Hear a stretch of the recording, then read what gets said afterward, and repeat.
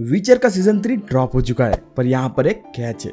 इस सीजन को 2 पार्ट में रिलीज किया जाएगा, जिसमें से पहले पार्ट में 5 एपिसोड रिलीज कर दिए गए। अगले एपिसोड के लिए 1 महीने का वेट हमें करना होगा, पर इस तरह की इंटरेस्टिंग वीडियोस देखने के लिए आपको वेट करने की जरूरत नहीं। हमें सब्सक्राइब कर आप रोज इस तरह का कंटेंट एंजॉय कर सकते हो। तो बिना किसी देरी का और स्पॉइलर का ध्यान रखते हुए चलिए दोस्तों इस वीडियो को शुरू करते हैं। विचर के सीजन 3 के लिए वेट काफी वक्त से चल रहा था, क्योंकि हेनरी कैविल आखिरी बार गेराल्ट के रूप में हमें इस सीजन में देखने को मिलेंगे, जिनके बाद अगले सीजन में व्हाइट वुल्फ को लियाम हेम्सवर्थ प्ले करने वाले हैं। नेटफ्लिक्स ने एक तरह से अपने ही पैर पर कुल्हाड़ी मार दी, पर अब जो होगा वो देखा जाएगा।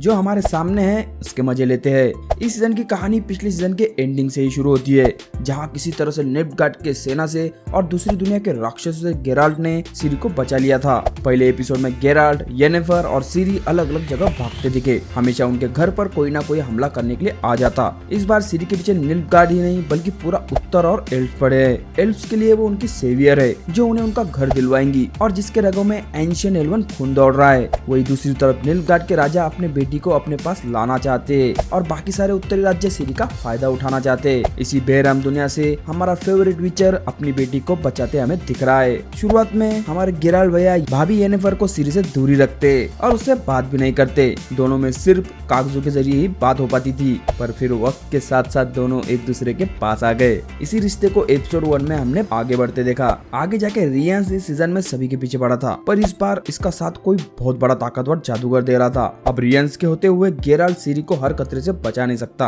इसलिए यहाँ सिरी और गेराल्ट अलग अलग हो जाते हैं। जहाँ गेराल्ट रियांस के पीछे जाता है, वही दूसरी तरफ सिरी और येनेफर एरेटुजा के लिए निकलते, क्योंकि वक्त के साथ येनेफर को समझ आ गया था कि वो अकेले सिरी को जादू सिखा नहीं पाएंगी, और जब तक सिरी जादू नहीं सीखती तब तक उसके लिए अपनी शक्तियों को कंट्रोल में रख पाना नामुमकिन था। इसके चलते एक के बाद एक इवेंट्स होते चलते और गेराल्ट, येनेफर, एरेटुजा आ पहुंचते। सिरी के पीछे इस सीजन में रेडेनिया वाले भी पड़े थे, क्योंकि रेडेनिया ऑलरेडी सिंट्रा के विनाश के बाद उत्तर का सबसे शक्तिशाली देश बन चुका था। सिंट्रा की शेरनी से हाथ मिलाकर वो और भी शक्तिशाली बन जाते। डिक्स्ट्रा और फिलिपा ये मौका हाथ से नहीं जाने देना चाहते थे, पर गेराल्ट के चलते सिरी को रेडेनिया ला पाना ऑलमोस्ट नामुमकिन था। ये उन्हें समझ में आ गया, इसीलिए वो पीसफुली गेराल्ट की मर्जी के साथ सिरी को उनके राज्य लाने की कोशिश करते, जो हम सभी जानते हैं कि कितनी सफल रही। अब चलिए बात करते हैं उस 5th एपिसोड की। एक नई तरह का डायरेक्शन हमें इस एपिसोड में देखने को मिला। अब सभी जादूगर और कई सारे अहम किरदार एरेटुजा में पार्टी के लिए जमा हुए थे, जिसमें गेराल्ट और येनेफर भी थे। गेराल्ट और येनेफर को पता चल गया था कि जो जादूगर सिरी के पीछे पड़ा था वो यहीं पर है। एविडेंस को देखते हुए सबका शक स्ट्रैगोर पर गया। स्ट्रैगोर पहले से कमीना इंसान है और एल्फ से उसे सबसे ज्यादा नफरत है,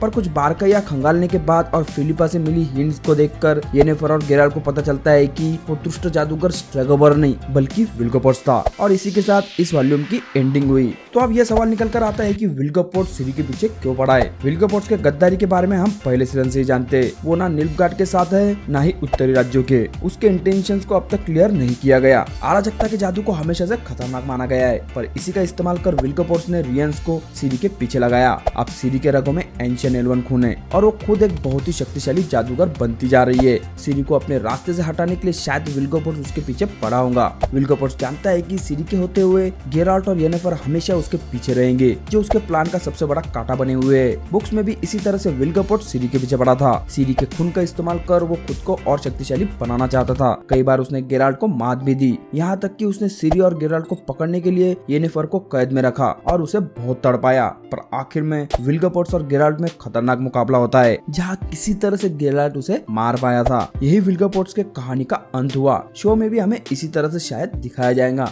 स्ट्रैगोर को पकड़ने के पीछे सबसे बड़ा हाथ एकाश्म की किताब का था। तो अब ये एकाश्म की किताब कहाँ गई और इसका फ्यूचर में क्या होगा, चलिए देखते। अब जिस एकाश्म की किताब की वजह से स्ट्रैगोर को पकड़ा गया, उसे हमने विचर ब्लड ओरिजिन में देखा था। ये एक एल्वन एंशिएंट किताब है, जिसकी मदद से दूसरी दुनिया के रास्ते खोले जा सकते थे। दुनियाओं के टकराव से पहले किताब एग्जिस्ट करती थी। इसी किताब के जरिए रियांस सिरी के पीछे पड़ा था। अब हम ऑलरेडी जानते हैं कि एकाश्म की किताब के जरिए स्ट्रैगोर नहीं बल्कि विल्गोपोर्ट्स सिरी के पीछे पड़ा था। अब ये किताब टिसाया के पास चली गई है और विल्गोपोर्ट्स उससे इस किताब को हासिल करने की कोशिश जरूर करेगा। अब बुक्स में टिसाया की मदद से विल्गोपोर्ट्स सभी जादुओं को धोखा देकर भाग पाया था।